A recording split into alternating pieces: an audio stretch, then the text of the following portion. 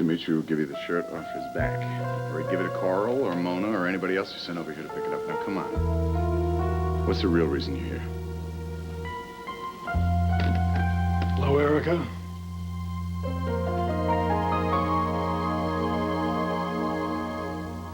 You look well. Beautiful, in fact. Thank you. Are you all right? Are you? Well, what can I help you with, Erica? Well, I told Edmund I need some of my things. Help yourself. Thank you. I'd like my hairdryer. The Swedish one. I mean, obviously I have one at Linden, but as you know, this one is really much more efficient, much speedier. It really saves me time. My camel hair coat, too. I seem to be lost without that. Is that it? What else would there be? Well, you tell me. Well, Dimitri, Wildwind has really always been your home. I never put my stamp on it, and nothing really here ever has belonged to me. So the only reason that you came by was to pick up your things? Would there be another reason? Fine. I'll leave you to do whatever it is you have to do. Oh, Erica, by the way, the next time you speak to Jack, I haven't been served with divorce papers. I expected them last week. What's the holdup? I asked Jack not to serve you. Have you changed your mind? Do you still want a divorce?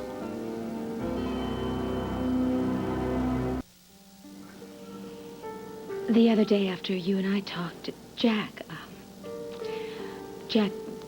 was brutally blunt. As a matter of fact, he's known me for quite some time, and he pointed out some patterns in my behavior, in my personality. Jack says that I have a tendency to let one mistake destroy a relationship. Jack says that I tend to punish someone if he doesn't live up to my expectations. I see.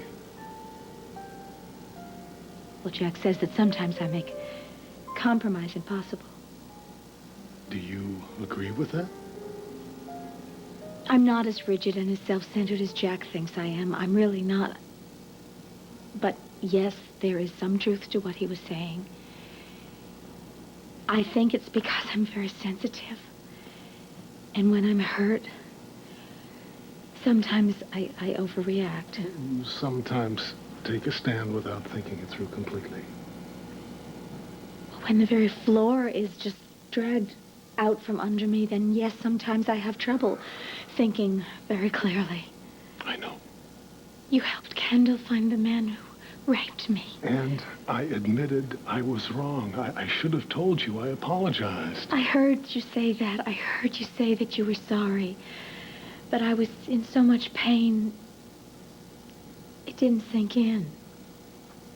Did it sink in that I love you? With all of my heart, Erica, forever? I did hear you say that. And all I do is just lie in my old bed at Linden every night, and that's all I think of. I miss you. I miss you, too. Miss you. Do you think that now compromise is possible? I think anything is possible if you want it. Oh, Erica, I want you home in our old bed. And I want you to let me make it all up to you. Erica! You're back. This is wonderful. Kendall, what are you doing here? I'm sorry. You guys were talking. I shouldn't have interrupted. I can go. No, I asked you a question. You said that you thought it was time for you to move out, get a place of your own. But you're here. Why are you still at Wildwind? Because I asked her to stay. Kendall said she'd move out, but you asked her not to? I thought you knew. Please, I'm speaking to Let me Dimitri. handle this, please. I'm sorry. The last thing... Forgive me. How could you? Erica, Kendall was distraught when you walked out.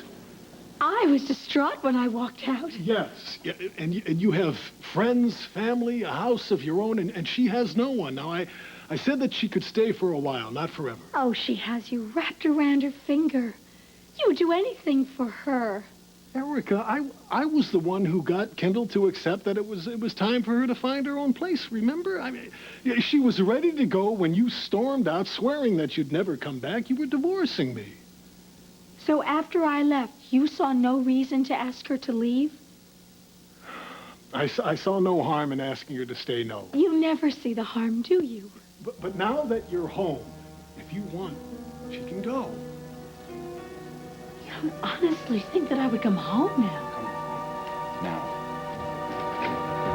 Now. You allowed Kendall to remain here in my absence to make it impossible for me to come back. Erica, that doesn't make sense. All I know is what I see. You here with her. We're not the only ones that live here. Well, she's not a relative of yours. She's not an old family retainer. She has no blood relationship to you at all. And yet you seem to have formed this unnatural attachment. What unnatural attachment? For her sake, you are willing to compromise everything that we've had, everything that we've worked for together. Erica, that is nonsense. If anyone's compromised us, it's you. You made me choose between you and your daughter. The only reason I feel for Kendall at all is because she is your daughter. She's a part of you, and that makes her very important to me. She's important to you, all right. Yes, because of you. Erica, I know that when you look at her, you see Richard Fields, and I understand that. But when I look at Kendall, I see your child. And it's her connection to you that makes me want to treat her with compassion and kindness. No other reason. Why can't you see that? Look, you knew that I wanted her to leave, but you rolled out the red carpet for her instead. Look, you sent your message loud and clear. You've made a choice, and she's it. I hope you and Kendall will be very happy together. Erica. Erica!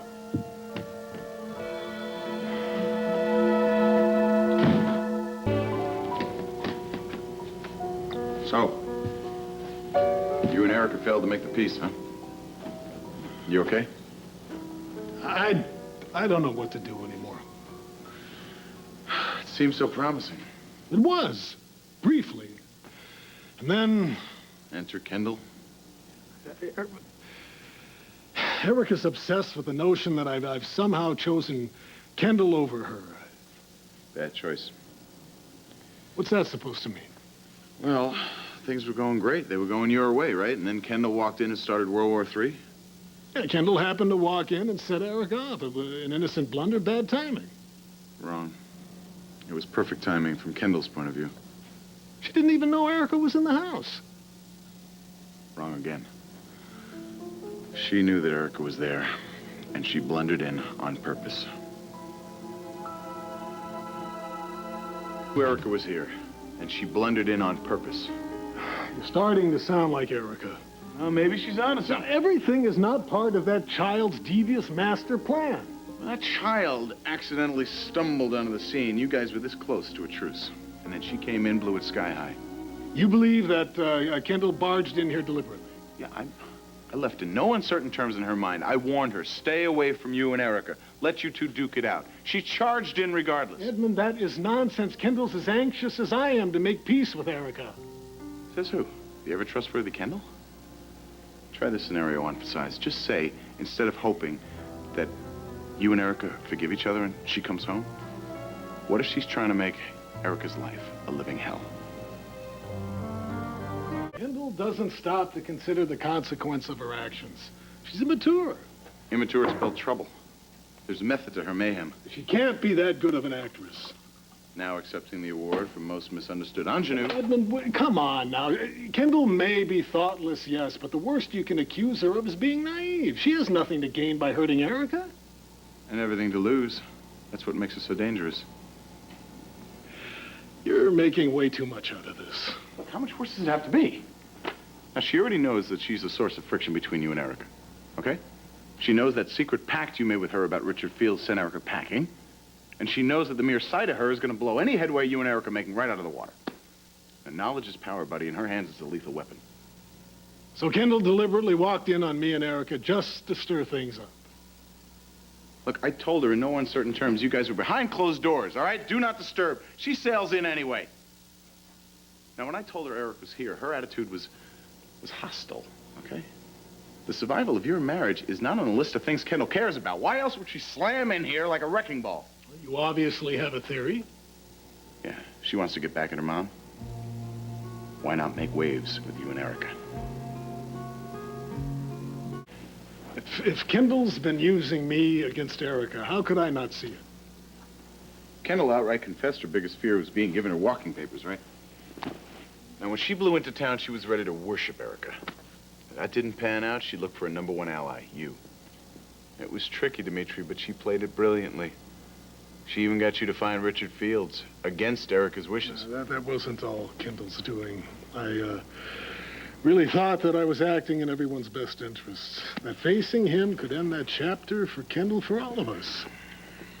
Erica's convinced that my loyalty to Kendall supersedes my commitment to her and our marriage. And sweet, unassuming Kendall hasn't raised a finger to help Erica feel otherwise.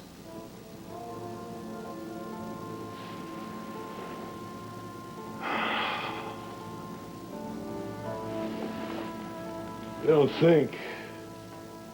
What? Anton said that Kendall had a crush on me. She denied it. The whole notion seemed so absurd, I didn't give it a second thought. Maybe it is absurd. But I tell you, she's been acting a lot more like the lady of the house than somebody here in a pass. And the survival of your marriage doesn't matter to Kendall as long as she stays here at Wildwind with you.